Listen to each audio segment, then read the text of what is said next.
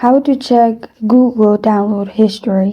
Hi everyone, I'm here to assist you today. Without any delay, let's jump right in.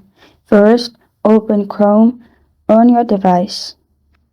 Here, you'll find three dots at the top right. Click on the three dots at the top right. You'll find Downloads. Simply click on Downloads. After you've clicked on Downloads, here you'll find all your downloaded history of Chrome. You can scroll through it, and you can also click on More to see more.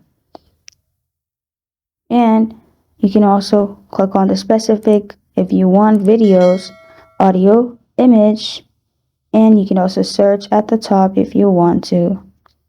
After you do this, you're good to go. This is how to check Google download history. Thank you for joining me today. If this video helps you out, please leave a like and subscribe for more.